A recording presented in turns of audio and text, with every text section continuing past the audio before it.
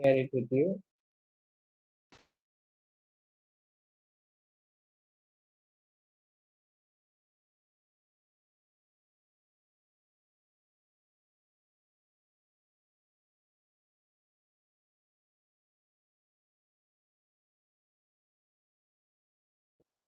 Local anesthetic toxicity, the etiologies can be accidental intravascular injection or not knowing the dose correctly and giving an overdose. So before you touch the local anesthesia syringe, must calculate, especially when you are giving a plexus block like supraclavicular, interscalene, or axillary block. So where you use large volumes of local anesthetic, you must always try to calculate and take the correct dosage first. And second thing is, whenever you inject, you always must aspirate. And just because, as he rightly mentioned, getting a negative aspiration of no blood does not mean that it may not be intravascular. What is the mechanism? Why you are not getting blood, but still it can all go into the bloodstream directly? What is the mechanism of that? Blood vessels will collapse, sir, with the negative aspiration. So sometimes it is in the vein. So in the vein, when you aspirate, sometimes the vein may collapse because of the strong negative pressure, and you will not get any blood. But when you inject, it opens out, and all the drug that you give goes directly into the venous channel, and that is called non-aspirate intravascular injection. It is also termed as non-aspirate intravascular injection, which is especially very common in blocks where you have a large veins like the jugular and other veins which are close to the interstelline in the supraclavicular plexus areas are very richly surrounded by big vessels. So you have to be very careful in those things. If And you're very attentive, then you will know that there will be a drop of blood. Actually, there will be a little drop before you can see. Then you will think, okay, oh, that's just a small drop, and then you will inject. So that is where you make a mistake. Even if you find a little drop when you do a negative aspiration, do not inject. Change the position. This has happened, sir. Practice It is happened. always keep in conversing with the patient. Always ask the patient, are you okay? Is there any pain? Are you feeling anything? So keep on communicating with the patient while you are injecting the local anesthetic. So that way you can easily find out whether you are going wrong to some other location instead of the near the nerve. So apart from these two common causes of accidental intravascular injection and local anesthesia overdose, if the patient has some comorbidities like hepatic dysfunction, cardiac disease, or if they are pregnant, they have metabolic syndromes or carnitine deficiency, in all these patients, even a normal dose may become a toxic dose. So don't think that you have calculated exactly on the body weight basis and taken the solution. So if these comorbidities are present, better to use less than the calculated dose rather than the calculated dose. Similarly, infants who are less than 4 months, when you give a caudal block for circumcision or a lower abdominal surgery, because they have low acid glycoprotein concentration, it is much more easily to produce a toxic dose even with the normal quantity. What exactly is the pathophysiology? Inhibits the components of oxidative phosphorylation pathway, affects two organs that are inherently less tolerant to anaerobic metabolism, that is heart and brain. These are the two organs which are affected. So cardiac toxicity is important component of LAS. Local anesthetics bind to the voltage gated sodium channels from the plasma side and the cytoplasmic side, not from the outside, leading to conduction disturbances, contractile dysfunction, and ventricular arrhythmias. And the incidence of cardiac toxicity is more with bupivacaine, as all of you know. It blocks the sodium channels and inactivates them at the potential concentration of 0.2 micrograms per ml. And this is done in a fast in, slow out fashion. This is the technique. That is why it takes a long time. It goes in very fast, but does not come out that fast, throughout fashion, meaning bupivacaine binds very quickly to a large proportion of sodium channels during the cardiac action potential, but releases from the channel very slowly during diastole. And lidocaine 5 to 10 micrograms will also result in substantial sodium channel blockade, but lidocaine is fast in and fast out. So that is the difference. Lidocaine toxicity is much more easier to treat rather than bupivacaine toxicity. And this allows quicker recovery. And CNS toxicity is another important component. So this may occur early in most of the cases. And how does one theory is it is around the quick related acid sensitive potassium channel. It is in short form acronym is called TASC. Quick related acid sensitive potassium channels. These pH sensitive channels generate neuronal potassium leak currents, and local anesthetic inhibition causes membrane depolarization and increased neuronal excitability. So that is the mechanism by which the nerves are stimulated. And last, most commonly presents with CNS changes. Initial signs and symptoms include agitation, confusion, dizziness, then drowsiness, dysphoria, auditory changes, sinister perioral numbness, metallic taste, and dysarthria. Most of the time, the perioral numbness will be the heralding clinical sign. And without adequate recognition and treatment, these signs and symptoms can progress to seizures, respiratory arrest, or coma. And CNS toxicity often presents with initial features, and most common consequence is seizures.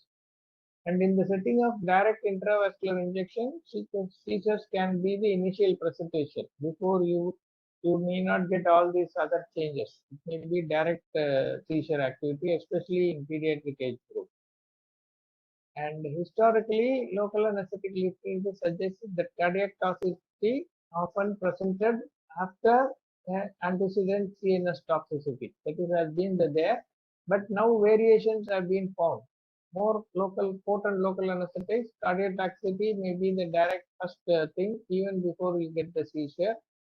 Hypotension and bradycardia are first signs of cardiac toxicity. However, arrhythmias may be there in many cases, especially bradyarrhythmia is most common. And additional signs of toxicity include hypertension, dyspnea, pain, white complex ST segment changes, asystole, and all that. How do you evaluate when a patient has developed a no tests are needed for last? Clinical diagnosis is the main thing. Treatment ABC approach. Always you have to mention this in your focused airway management, circulatory support, and reduction of systemic side effects. And the three pillars are seizure management, ACLS, and administration of 20% lipid emulsion. These are the three important steps that you have to remember. If seizures do occur, immediate administration of benzodiazepine. Nowadays, metazolam is available in all the theaters. This can be easily given. Earlier, we used to give real benzodiazepine, diazepam we used to be giving. It's a longer acting and a little slower acting, whereas midazolam is much more faster and shorter acting. So this is a preferred drug over diazepam. And propofol and thiopentone can be used if diazepam is not available. And use them to the minimal. Don't use them because if already some cardiac toxicity is there with the hypertension, this will be aggravated when you use this to control the seizure. However, these agents worsen the hypotension or cardiac depression. So if these medications are unable to control the seizures, you can use succinylcholine and ventilate the patient for some time. So when all these three drugs, that is midazolam, propofol, or thiopentone, are not able to control and patient is still throwing a fit, the final thing is succinylcholine. And management of local anesthetic-induced cardiac arrest is focused on restoring cardiac output. We must re-establish the perfusion and treat underlying acidosis. Standard ACLS guidelines recommended should be done with few adjustments. Small doses of epinephrine. That is, if the local anesthetic that has been given also had epinephrine, you have to reduce the epinephrine. Vasopressin is not useful. Additionally, you should not use any calcium channel blocker or beta blockers. If ventricular arrhythmias do occur, amiodarone is the drug of choice, which he mentioned, and the use of lipid emulsion is recommended as soon as the seizure is prolonged or continuing, and improve cardiac contraction and tranquility coronary perfusion by drawing lipid-soluble local anesthetic out of the cardiac tissue. So this is how he mentioned about the lipid sink method, and this is Weinberg's dosage, 1.5 ml of 20% lipid immersion, then followed by 0.25, and then this for 10 minutes, then follow it to increase the infusion to 0.5, and all the dosage he correctly mentioned.